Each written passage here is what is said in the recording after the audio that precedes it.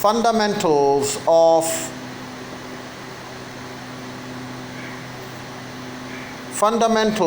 of Zoroastrian Faith, Part 30.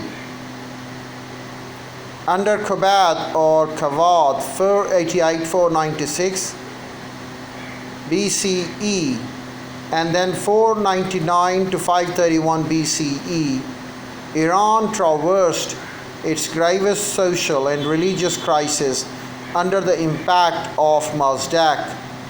This reformer, whose doctrines were partly inspired by those of Mani, was granted an interview by Kobad, as Shapur I had received Mani a long time before, but with a more decisive success. Perhaps the king hoped that by abolishing property and the family he would reign over a docile mass. The Mazdakites favored the abolition of all social inequalities, chiefly by private property, the main cause of all hatred. Everything was to be held in common, including women. These views directly threatened the rich as well as the Mazdian clergy, who soon understood this. Kobad was dethroned and replaced by his brother Jamasp. After 2 years in exile, Kobad recovered his throne, but he had been cured of his egalitarian views and decided to liquidate Mazdakites. Khosrau I continued the work of his father Kobad, and thus the Mazdakites' upheaval made way for the strong state and an established Mazdian church. The religious book gave Khosrau the unique title of Anushirvan, with immortal soul, probably for having crushed Mazdakism and for enabling the good religion to triumph. Khosrau II, 590 to 628 BCE, married a Christian woman. No, it's 590 to 628 CE. And Khosrau II married a Christian woman and showed sympathy towards his Christian subjects. He was superstitious and dabbled in astrology. Then we have post-Islamic Iranian Zoroastrianism. Of course, by that time, Islam had arrived. And as Islam arrived, Islam won a decisive victory at Old Qadisiyah in 635 over the armies of Yazdegerd III. The last Sassanid, Islam in its principle tolerated the ancient religion, but conversion by persuasion or force were massive in many provinces.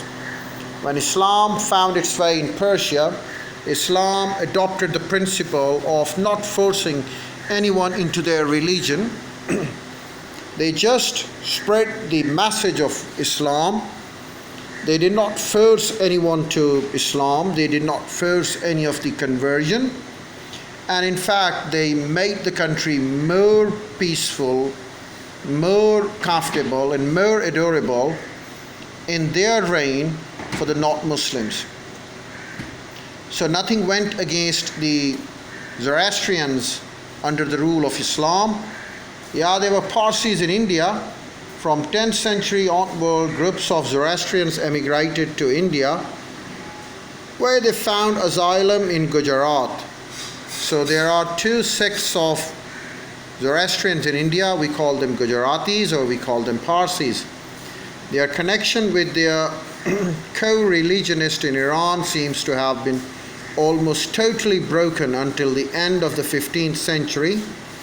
Re-established in 1477, the connection was kept up chiefly in the form of an exchange of letters until 1768. Under British rule, the Parsis, who previously had been humble agriculturists, started to enrich themselves through commerce and then through industry.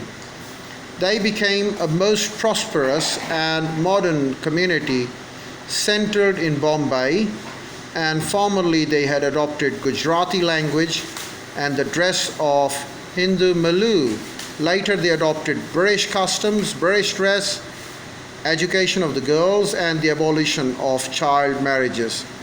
This is how the Parsis have made their great gains in India, and now many of the wealthiest families in India are Parsis.